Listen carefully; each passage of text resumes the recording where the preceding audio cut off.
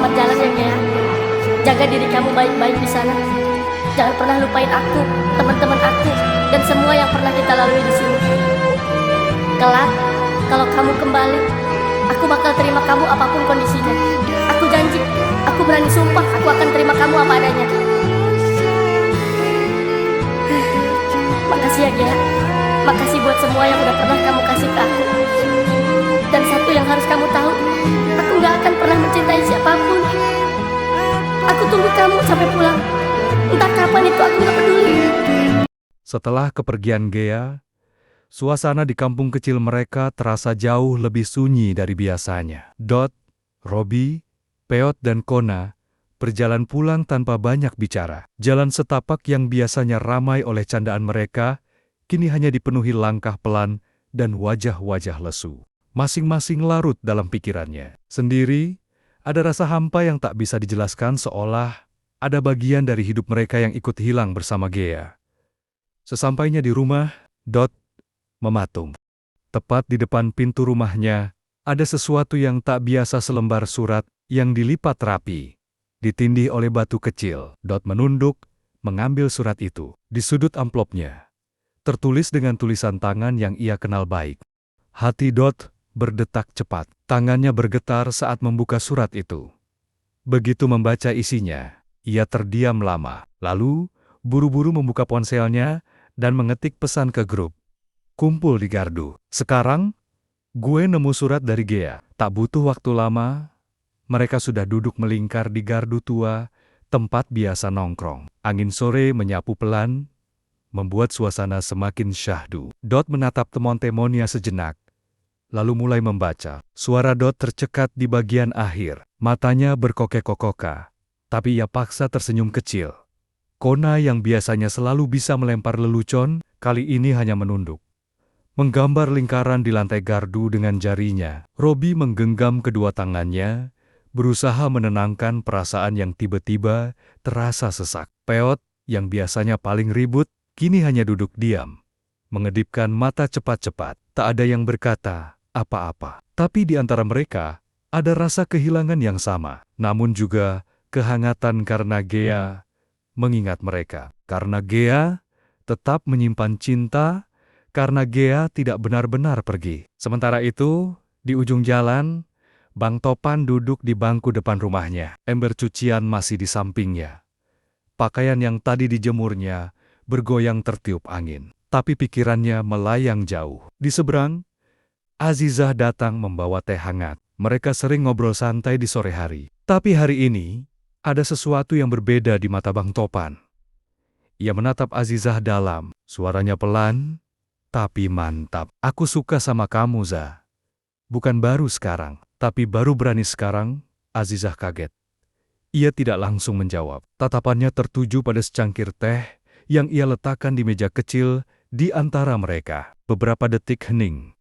Lalu, dengan suara lembut, Azizah menjawab, kadang orang yang paling kita tunggu, justru yang gak sadar, dia udah ada di hati dari lama. Bang Topan terdiam, lalu tersenyum kaku. Seperti tak yakin, apakah itu jawaban iya, atau hanya bait puitis belaka. Tapi saat Azizah menyentuh pelan bahunya dan berkata, gue juga suka, Pan. Dari dulu juga, barulah senyum itu berubah jadi senyum penuh lega. Malam itu, mereka duduk lebih lama dari biasanya. Tak banyak kata, hanya bintang, suara jangkrik, dan senyum-senyum kecil yang mereka sembunyikan di balik teh hangat. Keesokan harinya, geng 4G berkumpul lagi di kamar Dot. Surat dari Gea mereka plastikin rapi dan ditempel di dinding, tepat di samping foto mereka berenam saat camping terakhir di pinggir sungai. Biar nggak pernah lupa kalau kita pernah punya momen paling hangat, kata Dot. Hari demi hari berlalu. Rasa kehilangan tak serta-merta hilang, tapi perlahan berubah menjadi kekuatan. Mereka mulai mengisi hari-hari lagi, walau kadang masih ada momen diam di gardu, seolah menunggu Gea datang sambil membawa es teh dan cerita baru. Dan di seberang sana, Bang Topan dan Azizah juga mulai menjalani hari-hari baru. Mereka sering terlihat menyiram tanaman bareng, tertawa di warung, atau sekadar saling menatap saat salah satu nyeletuk lucu. Cinta hadir dalam bentuk yang berbeda-beda, kadang dalam tawa ramai sahabat, kadang dalam diam yang tak pernah diucap, kadang dalam surat yang tertinggal di depan pintu, dan kadang dalam teh hangat dan kalimat yang lama tertahan. Tapi satu yang pasti, tak ada yang benar-benar pergi kalau masih tinggal di hati. Sudah hampir 3 minggu sejak surat Gea ditemukan. Meskipun lukanya belum benar-benar sembuh, tapi kehidupan di kampung itu mulai berjalan lagi. Di gardu, suara tawa mulai terdengar pelan-pelan. Masih belum seperti dulu, tapi lebih hidup dari beberapa hari pertama. Robi, Peot, dan Kona mulai terbiasa tanpa Gea, tapi bukan berarti mereka melupakan. Justru sebaliknya, mereka sering cerita ulang tentang Gea. Ketawanya, tingkah lucunya, bahkan omelannya yang kadang nyebelin, tapi selalu bikin rindu. Suatu sore, bawa gitar ke gardu. "Ayo nyanyi kayak dulu," katanya pelan. Mereka bengong sesaat, tapi Robi akhirnya ambil stik, ketuk-ketuk botol plastik kosong, bikin beat seadanya. Kona ikutan, bawa ember jadi kojon. Peot, ya dia cuma teriak-teriak nggak jelas. Tapi itu udah cukup bikin semuanya ketawa lepas lagi. Sementara itu, hubungan Bang Topan dan Azizah makin, gimana ya, kelihatan manis aja. Orang-orang kampung mulai bisik-bisik kalau 2 orang itu udah kayak pasangan beneran. Tapi mereka berdua cuek, tetap seperti dulu, santai, nggak lebay, tapi jelas ada yang berubah. Azizah mulai sering masakin buat Bang Topan.